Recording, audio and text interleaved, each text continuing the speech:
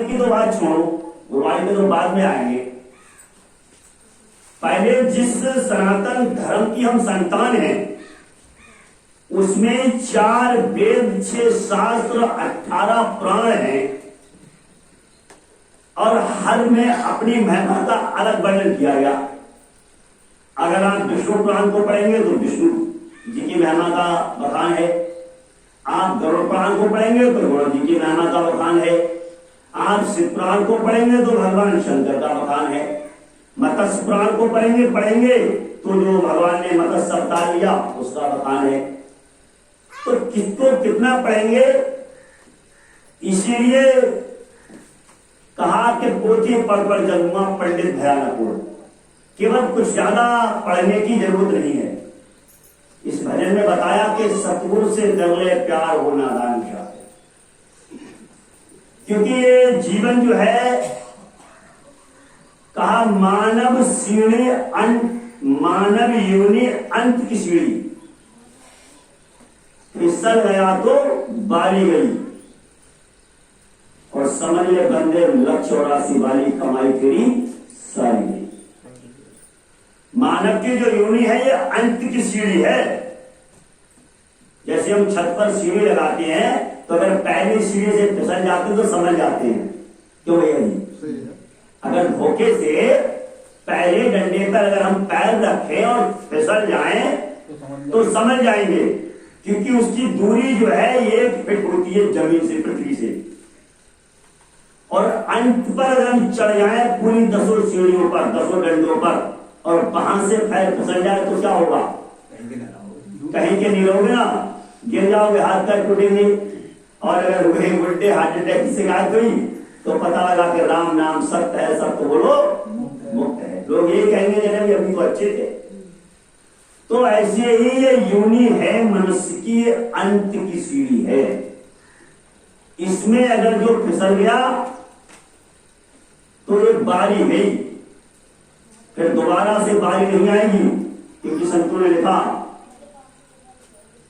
ये नर्तन का चोला हर बार नहीं मिलता, और एक बार मिला तुझको, एक बार मिला तुझको, हरि का सुमरन कर ले। एक बार मिला तुझको, हरि का सुमरण कर ले, मिट जाएगी 84, मिट जाएगी 84, तू राम नाम भजने। ये मानव का चोरा बड़ी मुश्किल से था।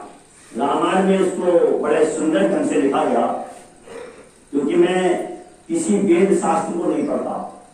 वैसे मैंने पढ़ा बहुत कुछ है भगवान की कृपा से, लेकिन मैं अब ज्यादा पढ़ता नहीं, केवल रामायण ही पढ़ता हूँ, क्योंकि रामायण में वैसे नहीं पढ़ता।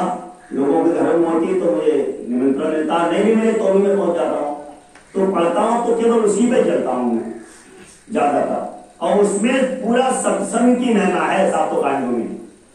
शुरू में लेंगे आप या आखिर में देखें आप या बीच में देखें, जहां भी भगवान राम का चरित्र जरूर है उसमें, लेकिन सभी कांडों में गुरु की महिमा का बखान किया गया। तो उसी में तो लिखा कि बड़े भाग मानस्तन पावा, सुर दुर्लभ सद ग्रंथन गावा, और साधन धाम मोक्ष करवाया, और पाए उन्हें गई परलोक। यही शरीर केवल है जिसमें हम भगवान का भजन कर सकते हैं, परमात्मा का भजन कर सकते हैं, हरि का भजन कर सकते हैं, अन्यथा कोई दूसरा शरीर संसार के अंदर नहीं है। और भी कहा गया कि बड़े भाग पायो सत्संगा, और बिनही प्रयास होत भव भंगा। तो इस पर हम कितना जीवित, कितना अमल कर रहा, कितना चल रहा, इसको ये तो समझ रहा कि हमें मुफ्त में मिलेगा, भाग से नहीं मिला। अगर ये रामायण को समझ लेता जी कि बड़े भाग पायो सत्संगा, सत्संग बड़े भाग से मिलता है। कहा कि नर्तन के चूल्हे को पाना बच्चों का है खेल नहीं,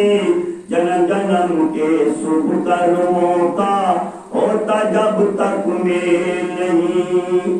नर्तन पाय यतन कर ऐसा, नर्तन पाय यतन कर ऐसा, जिससे ये करतार मिले। ऐसी उत्तम यौन पदारथ फिर नहीं बारंबार मिले। लोग खानो चक्कर में पड़े कि इस बार भी तो अगली बार करेंगे, बुढ़ापे में करेंगे, जवानी में करेंगे, पता नहीं किस तरीके की बातें कर रहे हैं लोग, समझ में नहीं आ रहा उनकी। या तो वो ध्यान से किसी जगह बैठ करके हरि की चर्चा आज तक उन्हें सुनी नहीं, न रामायण को पढ़ा, न गीता को सुना, न वेदों को। वेद पढ़ने का तो मतलब ही नहीं है आम आदमी का, क्योंकि जब वेद आपको मिलेगा ही नहीं, वेद आपके घर में है ही नहीं, और वेद के मंत्र का आप अर्थ ही नहीं समझ सकते। यजुर्वेद का 113वां मंत्र है, उसको गायत्री परिवार वालों ने जागृत किया। ओम भूर्भुवः स्वः तत्सवितुर्वरेण्यं भर्गो, यह उपाधि, और भर्गो देवस्य धीमहि धियो यो न प्रचोदयात्। यजुर्वेद का 113वां मंत्र है। इस मंत्र को जागृत किया तो इस पर कितना लोग चल रहे हैं? उनके ही परिवार वाले जिन्होंने जागृत किया है वो ही इस पर नहीं चल पा रहे, क्योंकि इसमें लिख रहे हैं कि परमात्मा प्रकाश स्वरूप है। उस प्रकाश स्वरूप परमात्मा को हम ध्यान करें, और कहां करें? हृदय में करें। तो कितना ध्यान कर पा रहे हैं? पहली बात तो वो केवल कह रहे हैं, उन्हें पता नहीं कहां है, और पता चलो चल भी गया हो, मैं किसी का खंडन नहीं करूंगा, तो वो अगर अमल करते तो कहीं ना कहीं अपने जीवन को सार्थक बनाने का काम करते। क्योंकि जब तक जीव सत्संग को सुनकर उसकी महिमा का बखान नहीं करता, कार निर्मल वाणी पाकर तुझसे नाम न तेरा गाया, और नैन मूंद कर हे परमेश्वर कभी न तुझको ध्याया, और मन मेरा की टूटी तारे फिर क्या गीत सुनाऊं, और चादर मैली ओढ़ के कैसे द्वार तुम्हारे आऊं। ये जो वाणी हमें मिली है ये केवल गुरु का बखान करने के लिए मिली है, परमात्मा का बखान करने के लिए मिली है। अगर हमने इस ज्ञान को लेकर के इस ज्ञान को समझा नहीं और उसकी चर्चा अपने मुखारबिंद से हमने नहीं की, तो जीवन जो है बिल्कुल व्यर्थ चला जाएगा। क्योंकि जब तक हम अपने मुखारबिंद से चर्चा को करेंगे नहीं, तब तक समझने का सवाल ही पैदा नहीं होता। जब तक आप सत्संग को आप आंख मूंद कर सुनिए, आंख मूंद कर आंख सुन नहीं पाएंगे, कहने को कहते रहे आप, जब तक आप वक्ता की आंख में आंख डालकर नहीं सुनेंगे, तब तक आप नींद की मुद्रा में जा सकते हैं, सत्संग सुनने का सवाल ही पैदा नहीं होता। मैं बिल्कुल गद्दी के माध्यम से 99% की गुंजाइश नहीं होती इस गद्दी से, वो तो 100% की बात होती है। वो अलग बात है, 10-5 मिनट को आपने आंख बीच फिर खोल ली, वो एक अलग बात है। लेकिन आप सोचे कि मैं समाधि लगा करके सत्संग को सुनूंगा, तो सवाल ही पैदा नहीं होगा। आप वक्ता की आंख में आंख डालकर सत्संग को सुनिए, और जब वक्ता की आंख में आंख डालकर आप सत्संग सुनेंगे तो आपके हृदय के अंदर ज्ञान जागृत होगा, और जब ज्ञान जागृत होगा तो उस ज्ञान की चर्चा आप दूसरे से अवश्य करेंगे। तो कहे राम कहे राम कह रहा है, और दोनों का फल निश्चय प्राप्त। अगर हम गुरु की महिमा का गुणगान अपने मुखारबिंद से करते हैं, तो हमारी बात से, हमारे गुरु के ज्ञान की बात से दूसरा जीव अगर प्रभावित होता है, और वो असत मार्ग को छोड़ करके अगर सदमार्ग को अपना लेता है, तो उस पुण्य के भागीदार कौन होगा? हम ही तो होंगे। और हमने यहाँ सत्संग सुना और सुन करके अपनी उधेड़ागढ़ी में लग गए, किसी को बताया नहीं कि भैया जी ने ये कहा था कल, इतना अच्छा सत्संग सुनाया, इतना अच्छा प्रचार किया, या उन्होंने अपने मुहावरे से ये बात कही, कि बुराई को छोड़ो, अच्छाई को अपनाओ, तमाम बातें महात्मा संत कहते हैं। तो हमने क्या प्रचार किया? उस ज्ञान को सुना और सुन करके समझ लिया, समझा नहीं, समझ लेते तो प्रचार करते, सुन करके डाल लिया झोली में। और झोली में जब कोई चीज पड़ी रहेगी, आप गिलास को देखिए, जिस गिलास से आप रोजाना पानी पीते हैं, उस गिलास को आप केवल 3 दिन रसोई में न छुए और 3 दिन तक दूसरे गिलास का इस्तेमाल करें, तो इस्तेमाल किए हुए गिलास को उस 3 दिन जिस गिलास को हमने नहीं छुआ है, उसमें जब आप मिलान करेंगे तो आपको उसकी पारदर्शिता में साफ नजर अंतर आएगा। बताओ माता वाले, आएगा अंतर या नहीं आएगा? वैसा ही दिखेगा वो गिलास, जैसा रोज इस्तेमाल हो रहा वैसा दिखा, वो 3 दिन रखा हुआ गिलास वैसा दिखेगा? नहीं दिखेगा ना। तो फिर गिलास तो एक ही है, फर्क क्या है? फर्क है कि हमने उस गिलास को 3 दिन से इस्तेमाल नहीं किया और उसको रोजाना कर रहे हैं। इसीलिए संतों ने कहा कि ज्यादा से ज्यादा ज्ञान का प्रचार करो। इसीलिए तो सब जगह जगह सेंटर बनाने को कह रहे हैं महापुरुष कि भाई जब इतना सुनाने के बाद, इतना सुनने के बाद, इतना समझने के बाद, इतना समझाने के बाद कई पंचों की बात शर्माते, लेकिन पतनाला वहीं गिरेगा जहां गिर रहा था, तो फिर फायदा क्या पंचायत का? जब पतनाला वहीं गिरेगा, पंचायत तो पतनाले की है, ये पतनाला बंद करो। कथा सुनी नहीं, पहले कथा की तरफ नहीं जाऊंगा, समय नहीं है। तो कहने का मतलब भैया मेरा ये है, भैया जी बोलेंगे, मैं ज्यादा नहीं बोलूंगा। ये बड़ा ही गूढ़ समय है और बहुत अलौकिक रहस्य है। इस ज्ञान को जब भगवान श्री कृष्ण महाराज ने कुरुक्षेत्र के मैदान में अर्जुन को समझाया, तब भगवान शंकर ने अपनी समाधि तोड़ दी।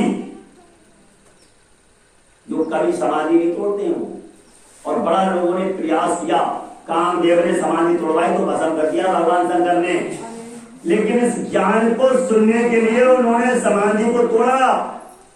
और माता पार्वती ने उनसे कहा कि प्रभु आप तो सालों साल समाधि लगाते हैं, अभी तो आपने लगाई थी कुछ समय पहले, तो इतनी जल्दी आपने इस समाधि को तोड़ दिया, कोई तोड़ा था तो तोड़ते नहीं। तो उन्होंने कहा देवी, जिस ज्ञान की चर्चा भगवान श्री कृष्ण महाराज मृतलोक में अर्जुन को समझा रहे हैं, उस ज्ञान की चर्चा को मैं सुनने के लिए अनादिकाल से मैं इस चर्चा को सुनने के लिए लालायित हूं, और अर्जुन की वजह से इस ज्ञान की चर्चा को सुनने का मुझे भी सौभाग्य प्राप्त हो रहा है। तो बताइए, संतों ने, महापुरुषों ने, भगवान ने, भाई भगवान ही हो तो हम तो भगवान ही मानते हैं, तो इतना इस ज्ञान को गूढ़ और रहस्य और सर्वोपरि है तो समझा, लेकिन हम लोग उसको समझते हैं, बगल में ही काम कर रहे हैं और कथा में नहीं बैठ रहे, भगवान की चर्चा में नहीं बैठ रहे। अगर समझ लेते तो बैठ जाते ना, लेकिन इसका मतलब यह है अज्ञानी की बात नहीं, ज्ञानी की बात हो रही। जरा सा अगर काम लग जाता उसे, कोई पर्सनल काम हो गई अलग बात है, अगर बात गन्ना भरने की आ रही है, धान भरने की, तो आज नहीं कल भी भर सकते हैं। ऐसा नहीं कि धान कल नहीं भरे जाएंगे, हाँ कोई आकस्मिक घटना होती वो एक अलग बात है, लेकिन हम आज ही जान पूछकर धान भरने का काम करते हैं। क्यों करते हैं? क्योंकि हम इस ज्ञान की कीमत को नहीं समझ रहे हैं, इस सत्संग के रहस्य को नहीं समझ रहे हैं, इस सत्संग की महिमा को नहीं समझ रहे हैं। जबकि संतों ने लिखा कि मन मुद मंगल में मुदित समायु और जो जग जंगम तीर्थ है, इस सभी तीर्थों का राजा है। इसमें आने के बाद हमें ना गंगा जमुना सरस्वती कहीं भी कुछ करने की कोई आवश्यकता नहीं है। तो मैं ज्यादा न कहकर एक छोटा सा भजन है आप लोगों को सुनाऊंगा, इसके बाद मैं कृपा ध्यान दूंगा। क्या हुआ?